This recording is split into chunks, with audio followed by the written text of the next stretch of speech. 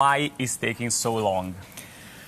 But we must understand that we are here represented by different political groups. So on one hand, I'm representing European People's Party, the center-right party that is pro-business, jobs-orientated, and it's trying to save European industry and European jobs and to give them certainty by making this deal done and by closing this deal.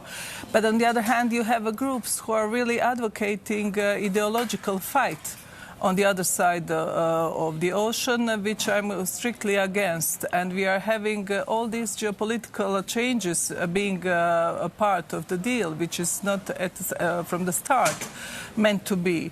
So the prolongation, extension is despite our will, despite the will of European People's Party. The socialists are trying to stick to stricter clauses, let's say like this.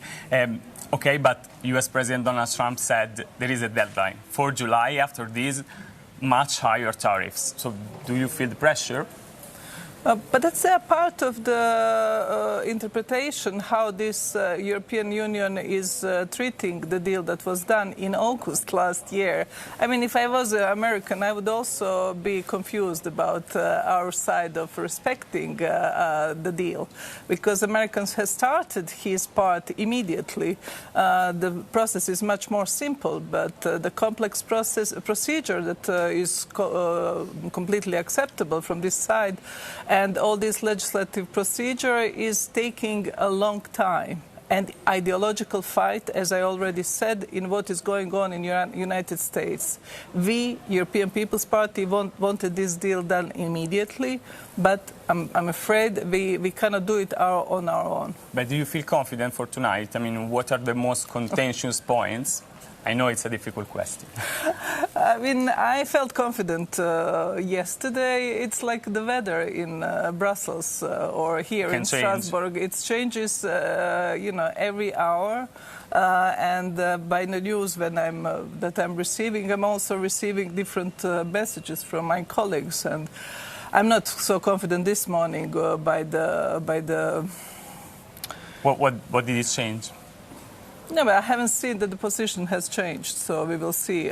We have a shadows meeting, and I will discuss with my colleagues how serious we are to enter into negotiations to get this deal done tonight. But what happens if you can't strike a deal? I mean, this is one of the last chances to get the deal done and for it to be approved in June plenary session, so to match Trump's deadline. And what will happen? It will happen a perfect storm. For our industry, for our jobs, for our tourism. I'm from Croatia. Everything will, spiral from German car industry to Italian cheese industry, wine and everything, to Croatian tourism industry. The perfect storm will happen, and then the consequences will be clear who will be paying it. And from the start, I was saying I was for our part of the deal to be respected, and I'm not responsible for a perfect storm we are running into.